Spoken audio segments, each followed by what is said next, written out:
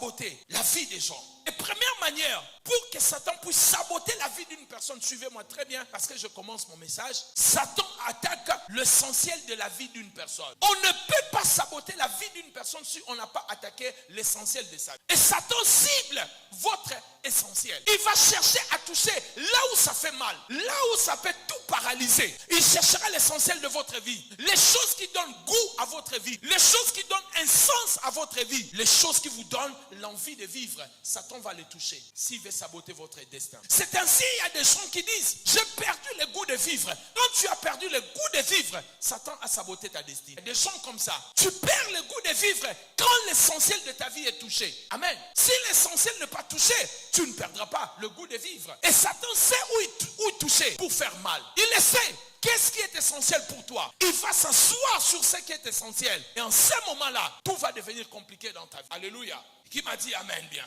Oh, je peux entendre ton amen. Quelqu'un me dit amen bien. Dans Juge chapitre 6, verset 3, notre texte de départ, la Bible dit, Satan a saboté le destin d'Israël. Qu'est-ce qu'il a fait? La Bible dit, quand Israël s'aimait, les Madianites venaient. Pas pour prendre, mais pour saboter. La Bible dit, il marchait sur les champs.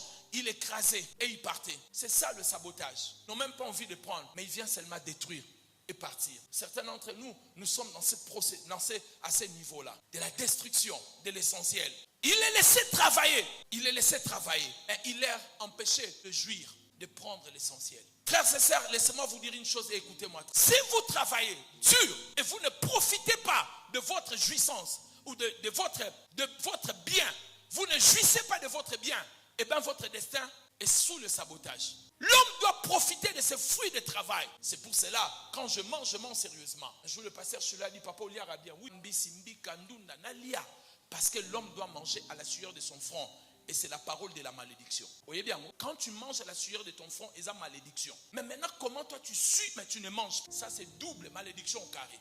Il y a des gens comme ça qui ne profitent pas de leurs efforts. Tu n'as rien, tu as touché de l'argent. Tu n'as aucun souvenir sur la terre. Les opportunités, tu es sorti avec des hommes riches. Tu as travaillé dans de bons postes, tu as eu de bons postes. Mais qu'est-ce que tu as?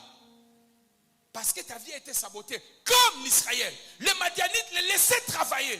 Mais au moment de profiter, au moment de prendre, ils venaient tout détruire. Est-ce que tu es dans cette étape-là? Tu es là? Tu ne profites pas de tes efforts. Satan est en train de saboter ta destinée. Alléluia. Il y a des gens qui ont la force de chercher, la force de travailler, mais pas de profiter de cela. Vous savez que manger, c'est une bénédiction. Dieu a dit, je bénirai ton pain. Ça veut dire que tu vas manger. Lorsque tu mangeras et tu seras rassasié. Tu vois, manger et être rassasié font partie de bénédiction de Dieu. Alors tu ne peux pas travailler pour ne pas manger et ne pas être rassasié et me dire que tu es béni, tu n'es pas béni. Amen. De toutes les façons, on cherche l'argent pour manger. Mange à ton plaisir, mais pense à la santé. Quand tu as envie de manger quelque chose, mange. Ne meurs pas avec des maillots de non. Oh non, ce maillot de non, je mange que le pain avant de dormir. Même si tu es célibataire, mange à ton plaisir. Quelqu'un me dit amen. Il y a des choses qu'il faut. C'est votre vie. Vivez bien, mangez bien. Bref, pour dire que manger, ça fait partie de la bénédiction. Dieu l'a dit. Quand tu mangeras, tu seras rassasié. Souviens-toi de l'Éternel, ton Dieu. Dieu veut que tu manges. Il veut que tu sois en bonne santé. Mais ici, mes bien-aimés, les gens qui vivent des situations très compliquées, les choses vous échappent à la dernière minute. Ce sont des signes qui prouvent que malédiction ou le sabotage est en train de fonctionner dans votre destin. Il y a des gens comme ça. Je vous avais dit, n'oubliez pas, quand la Bible dit tu mangeras la sueur de ton front, ce n'est pas une belle parole. Ça a été la parole de la malédiction. Mais si je suis, mais je ne mange pas, ça c'est quelle dimension de la malédiction? Tu ne profites pas de cela. Il y a un sabotage dans ta vie. Le manque de réjouissance de ton travail, de fruits de tes mains, c'est une preuve qu'il y a une malédiction de sabotage que tu dois prier contre cela. Ce n'est pas le plan de Dieu. Il faut prier cela. Priez sérieusement. Parce que l'essentiel a été brisé. Israël s'aimait, Madian détruisait. Priez sérieusement, mes bien-aimés, contre ces choses. Si dans un domaine, tu ne perces pas, c'est une invitation à la prière pour annuler le sabotage.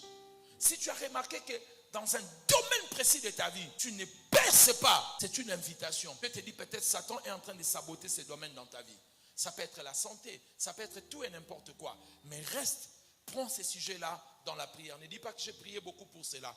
Continue à prier parce que quand Satan il tient pour saboter la vie d'une personne, deux fois il ne lâche pas. Je disais, Satan attaque l'essentiel. Mais il faut savoir que l'essentiel n'est pas le même pour nous tous. Parce que quand je parle de l'essentiel, certaines personnes se posent des questions, pasteur, qu'est-ce qui est l'essentiel? L'essentiel n'est pas le même pour nous tous. Pour certaines personnes, l'essentiel c'est la santé. La femme qui faisait la perte de sang, Satan a saboté sa vie comment? En touchant sa santé. Ce qui était important pour cette femme, c'était sa santé, n'est-ce pas? Pour d'autres personnes, ce sont les finances. Satan, quand il a voulu attaquer Job, il a attaqué l'essentiel parce que c'était un homme d'affaires. Il a attaqué ses finances. L'essentiel pour certaines personnes, ce sont ses enfants. Il y a des parents comme ma sœur. Ma sœur ne prie que pour la santé.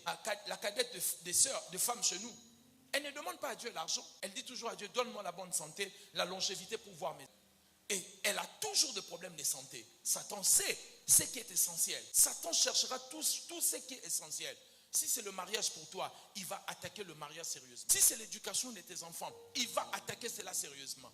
C'est là où il va chercher à saboter ta destinée. C'est aussi là où toi tu dois prier sérieusement. L'ennemi viendra s'asseoir sur ce qui est essentiel pour saboter cela.